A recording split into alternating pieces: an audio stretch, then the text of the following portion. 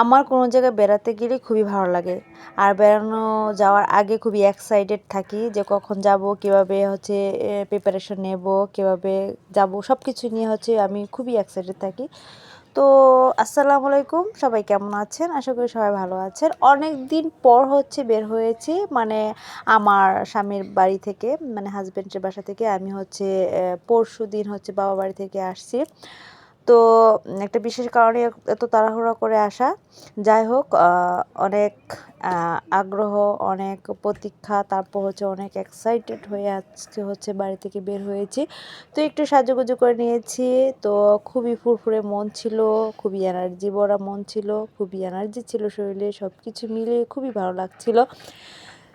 তো যাচ্ছি, গাড়ি পাইনি রাস্তাতে, তো হেঁটেই যাচ্ছি। আমার সাথে আরেকজন ছিল, আমাদের বাসাতে থাকে। তো তার সাথে গল্প করতে করতে যাচ্ছি, কারণ একটা গাড়িও পাচ্ছিলাম না। যদিও বা অনেক দূরের রাস্তা না, কিছু দূর, কিছুক্ষণের রাস্তা আর কি। তবুও গাড়ি পেতে একটু কষ্ট হয়ে গিয়েছিল, পাইনি বললে চলে।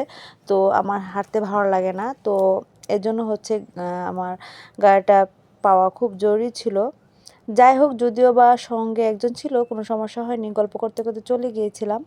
তবুও আমার হাঁটতে ভালো লাগে না। তো যখন কাছাকাছি চলে এসেছি তখন হচ্ছে অনেক অটো আসছিল, আর এত অল্প সময় জন্য উঠিনি, কারণ শুধু শুধু ভাড়া দেবো সেজন্য। তো আজকে আমি যাচ্ছি হচ্ছে ভোট দিতে, মানে নির্বাচনী ভোট। তো সেই জন্য হচ্ছে আমার যাওয়া। তো সেখানে হচ্ছে আমার শাশুড়ি থাকে, আমার বাসরের বাসা সেইখানে। তো এর জন্য হচ্ছে একটু আগে ভাগে চলে গিয়েছিলাম। তো আগে ভাগে বলতে হচ্ছে একটা দিকে চলে গিয়েছিলাম।